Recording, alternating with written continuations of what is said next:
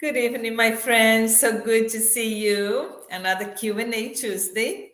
We are here on the week of the big celebration for Christmas. I'm here with my Christmas tree so we can connect and have a good time just, talking about the latest on COVID and what else, is going on. Your questions are welcome. I appreciate you taking the time to be here with me on this busy week, just a few days before Christmas. So I got some questions in advance, and the other group was, very big on the questions about the how to be safe for the holidays and how to travel. Um, so many things changed in the last, few days and even hours. Half an hour before I started the previous group, I was, reading about what are the latest. And actually, when talking about the travels for the holiday season, it's expected that more than 100,000 Americans going to be traveling between Christmas and New Year. So for Thanksgiving, the statistics show that, for instance, Miami Airport was busier over Thanksgiving season than pre-pandemic.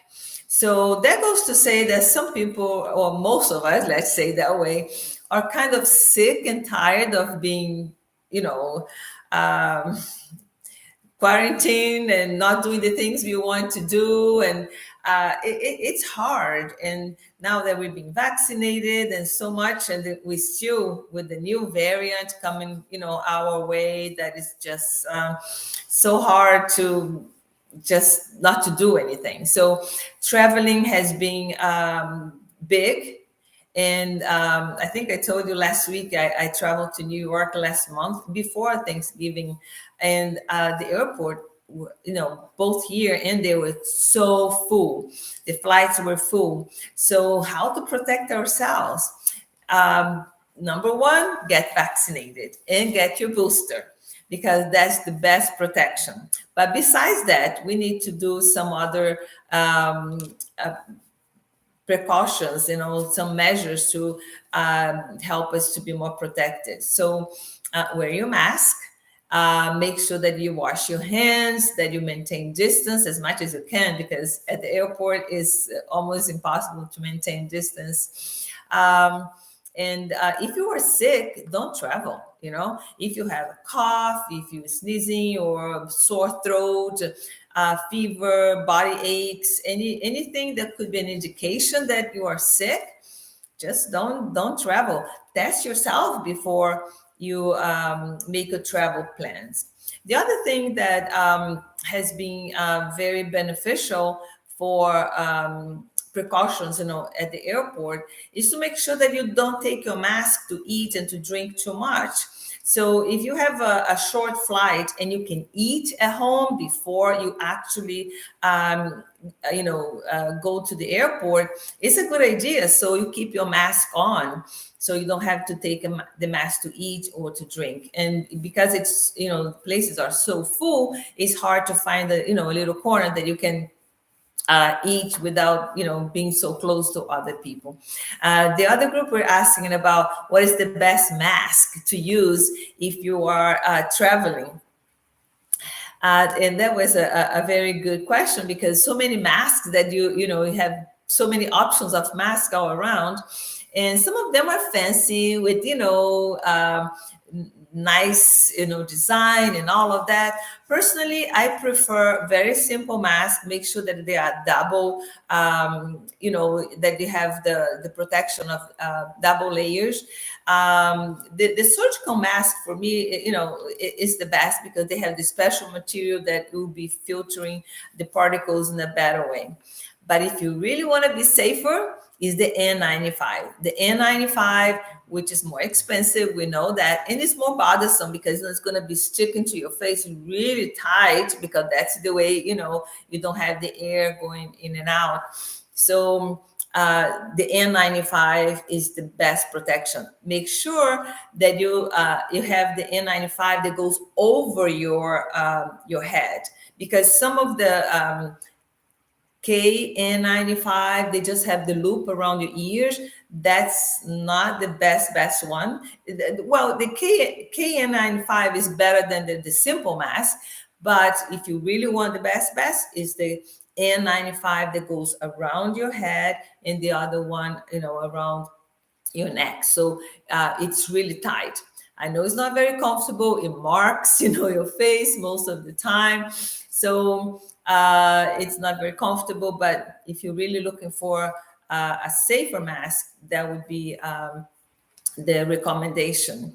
But the safest way is to avoid big crowds.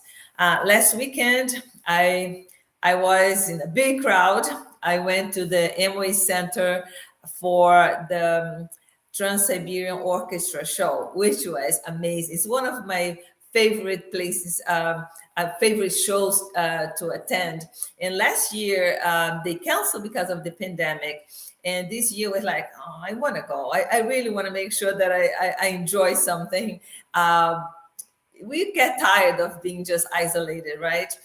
So I got a ticket that was really good. I was in the front row. There was nobody on my side. I was in the corner. So I felt really safe where I was. And naturally, I was wearing my mask. However, getting in and out, and that's a big place. It was no distance. And unfortunately, most of the people there, they did not have masks on. So we have a governor that is not promoting masks. So people, even though Omicron is coming, right on our heels, but yeah, I felt safe where I was, but in and out.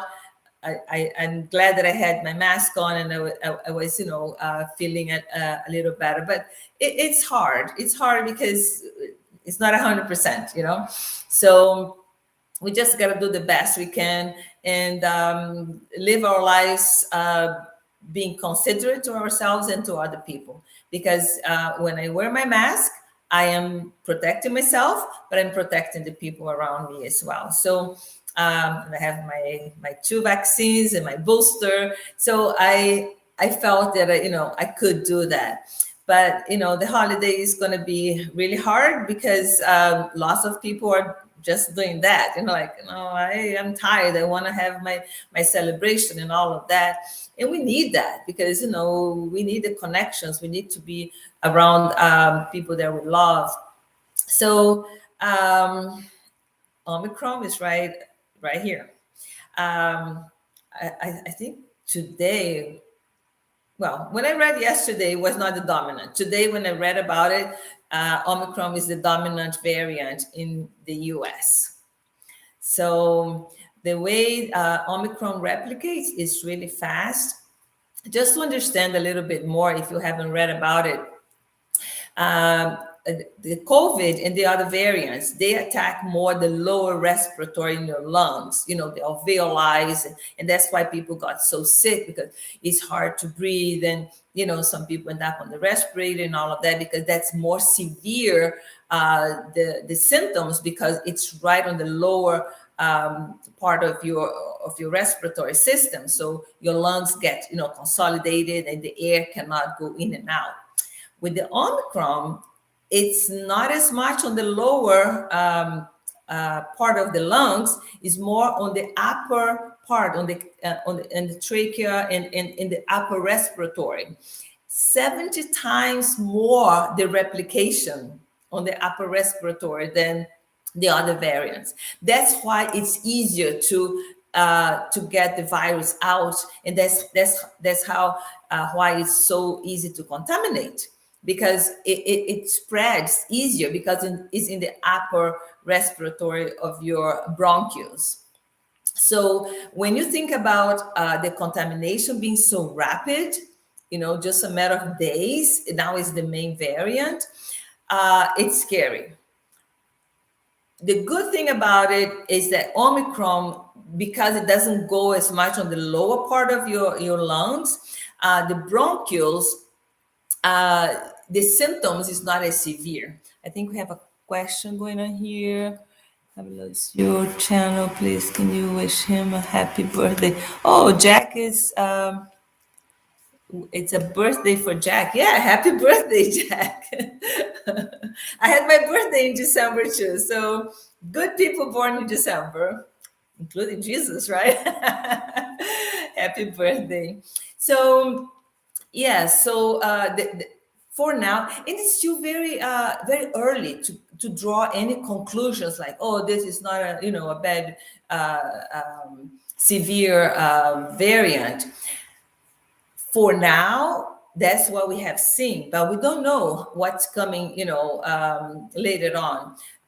Today, we got the news that we got the first death for the due to the Omicron. So it was a Texas man, 50 years old. He was not vaccinated, unfortunately.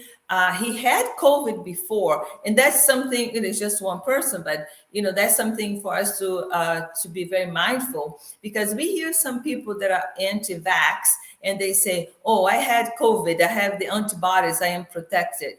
Not really. This guy, he was not vaccinated and he had COVID before. He got the variant Omicron, and it was the first death reported in the United States. So we don't know how many more people going to follow that. Naturally, the people more vulnerable with comorbidities, they're going to be more prominent to have severe consequences and even death.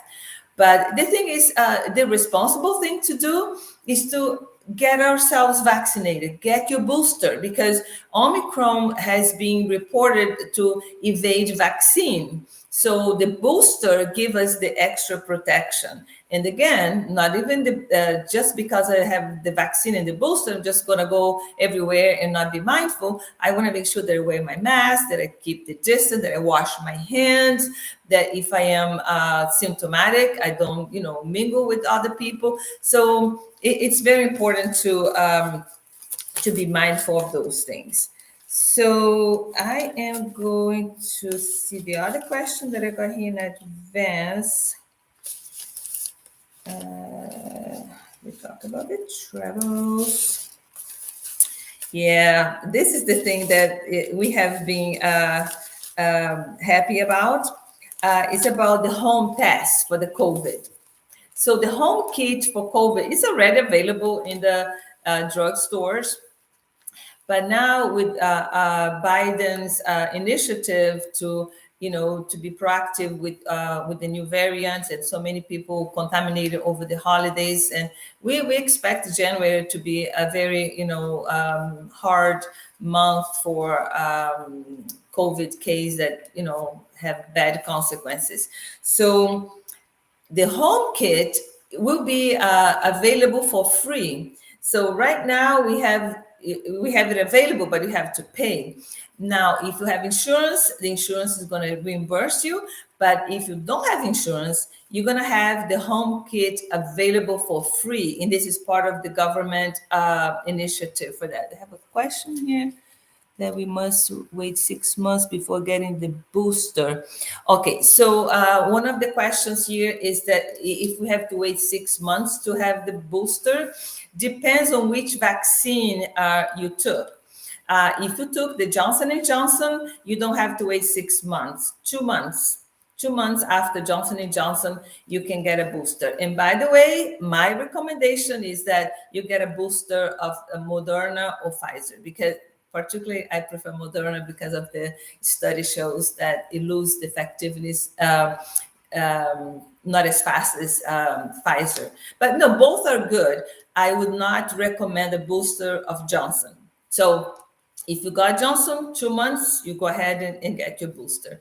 For the Moderna and the Pfizer, the latest that I read was 6 months, but it could be changing now because of the way Omicron is evading the 2 doses.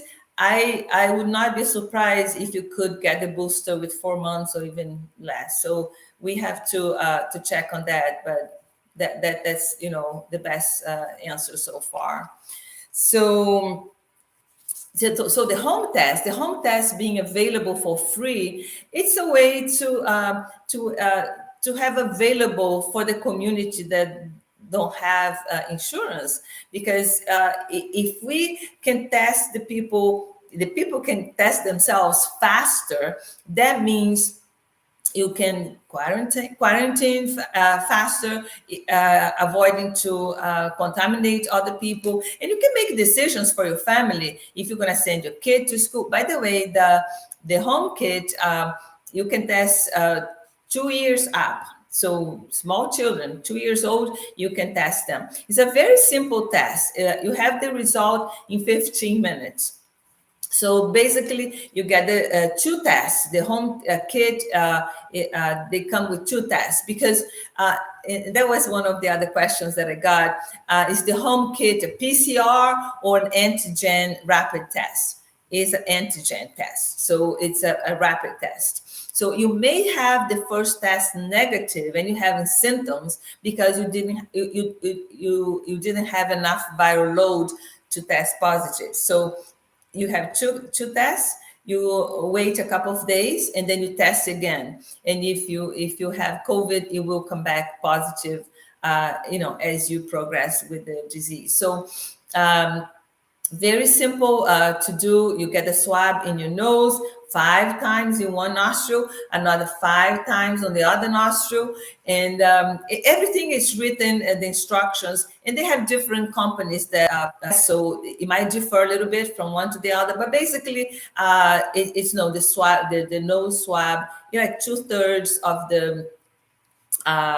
the swab all the way up your nostril, and then you read in 15 minutes.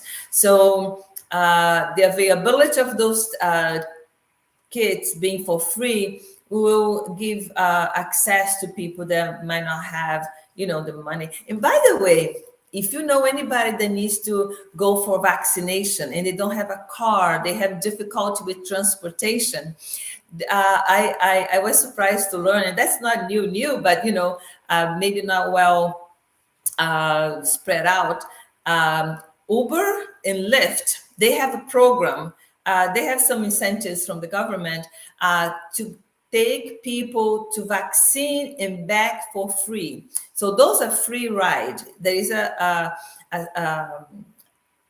you go online and you just search for a free ride to vaccine, and you just register, and they'll pick you up from your home and bring you back home for free. So just make sure that it's available and the people can get to their vaccination without any barriers. So the home kit, really cool.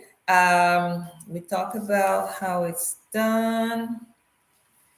And they asked about the reliability. We talked about that already. Okay, so the other thing on the radar for very soon is the pill.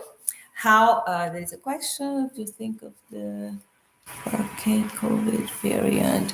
Yeah, there are other variants coming, about, but, the questions about another variant that we're not very prevalent, so we don't know much about it. So the one that we have to be, updated and looking for is the Omicron right now. And don't forget, that's a good question. Don't forget, there are other variants. Delta is still around. It's not like, oh, now everything is Omicron. Delta is still out there. So now the other good news is the COVID treatment with the pill, because right now we don't have any oral treatment like we have for influenza. So very soon we're going to have this approval. It's already, CDC and FDA, less steps. I believe by January we should have it approved. They are pills that you take and helps with the recovery. I wrote down here the names because they kind of big names. So the Pfizer is the Paxlovid. I don't know if the name is going to come out, that way, but that's what, the research right now is saying. So the Pfizer Paxlovid decreased the viral loading 89% on day number 5. So the best effectiveness is if you start taking the treatment on as soon as possible. So day 3 to day 5, so you have more effectiveness. Antiviral medication is like that. If you remember for the influenza, for the flu, it's the same. If you take the antiviral sooner, you have better benefit. The same thing with those for COVID. So the Pfizer is 89% decrease the risk of hospitalization and death. The other one from Merck is Molnupiravir. That's a big name.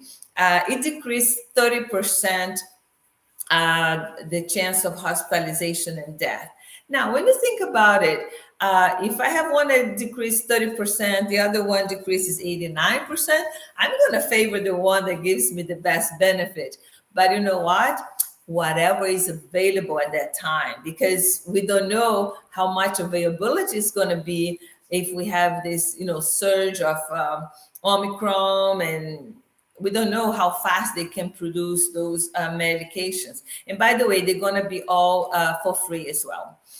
It costs, it's a big cost because it's a new medication, but the government is making sure that we have access. So if you have insurance is going to cover. If you don't have insurance, you're going to have access to those medications. So what I was saying is, if you don't have access to the Pfizer, which is the most effective one, and I just have, from Merck, I will take whatever is available, right? But if you have the choice, it looks like the Pfizer Paxlovid is going to be the best option because, 89% decrease the risk of hospitalization and death. So basically how they work, the antiviral medication for COVID, they decrease, they work on the enzymes, blocking the enzymes that work on the virus replication. So it decreased, tenfold the viral load on day number 5. So that's really cool. And the treatment, just for you to have an idea, it looks like it's going to be 5 days, twice a day. The one from Merck, it looks like 4 pills twice a day, and the one from Pfizer, 2 pills twice a day for 5 days. So, it's a good option. It's very hopeful that we're going to have that option available. So I think I covered the questions here. Okay, there is a question here. Do we do those the second week back? I don't understand the question.